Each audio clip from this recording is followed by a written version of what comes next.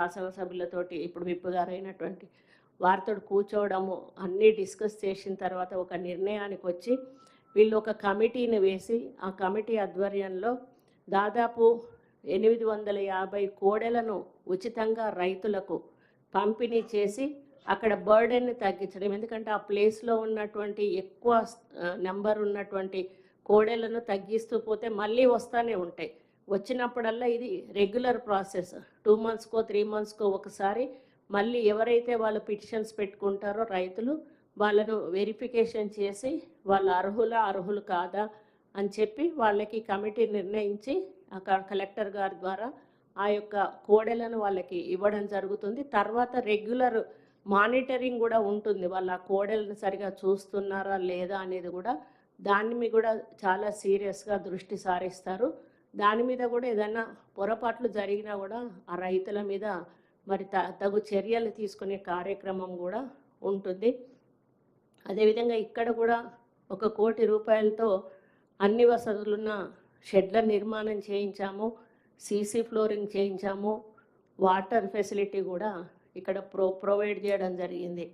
అదేవిధంగా వెటర్నరీ డాక్టర్స్ని పెట్టాము, వెటర్నరీ అసిస్టెంట్ని పెట్టాము, 30 మంది గోపాలకులు అంటే ఈ గోవులను చూసే వాళ్ళని గోపాలకులను పెట్టి అక్కడ ఎటువంటి చిన్న ఇబ్బంది జరిగినా కూడా గోవులను రక్షించుకునే విధంగా ఈ టీమును కూడా మేము ప్రొవైడ్ చేయడం జరిగింది.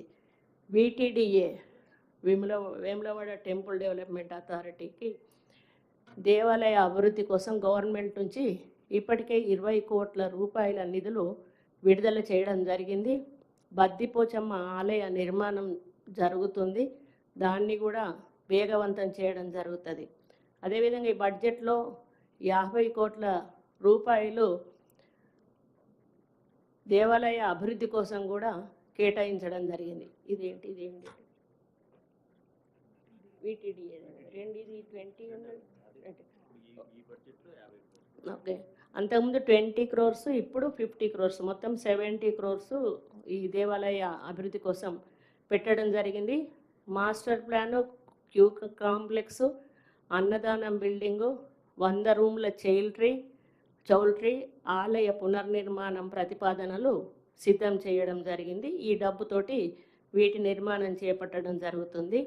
మామూలుగా VIP అంటే కొంత డబ్బున్న వాళ్ళు 1000 రూపాయలు 500 అట్లా పెట్టి స్పెషల్ దర్శనాలు చేసుకుంటూ ఉంటారు.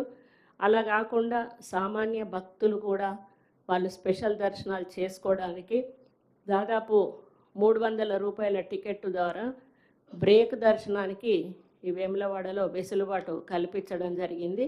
ఈ సౌకర్యం ఇంతకు ముందు లేకుండే మా ప్రభుత్వం వచ్చినాక ఈ సౌకర్యం కల్పించడం జరిగింది. అందుబాటులో ఉన్న బంగారంతో రాజగోపురానికి బంగారు తాపడం అంటే ఇక్కడ దాదాపు 65 కిలోల బంగారం ఉంది వేములవాడలో, 5000 కిలోల వెండి ఉంది.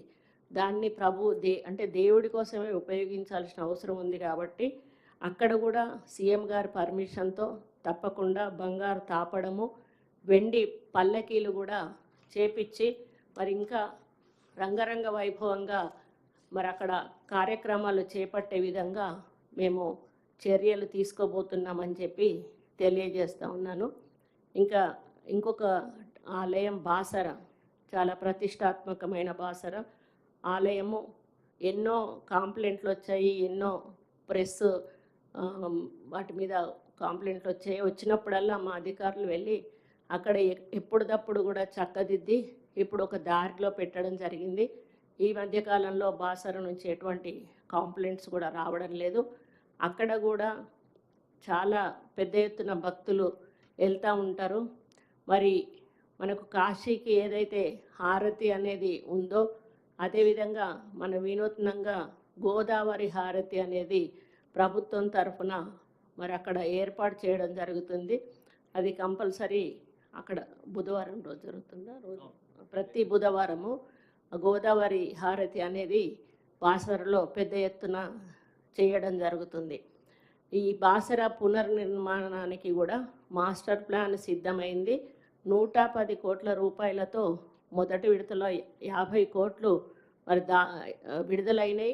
దాతలు కూడా దీనికి ముందుకు రావడం జరుగుతుంది.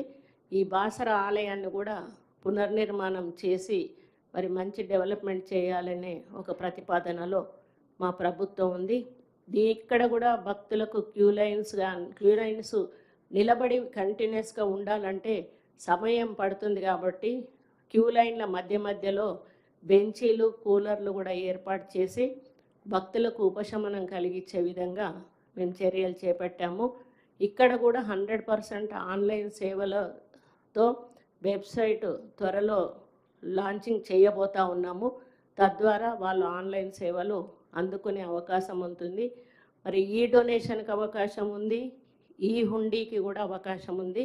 ఆ విధంగా మరి అక్కడ అక్షరాభ్యాస కోసం వచ్చిన తల్లులకు కూడా పిల్లలకి ఇబ్బంది కలగకుండా అన్ని కార్యక్రమాలు కూడా చేయడం జరుగుతుంది.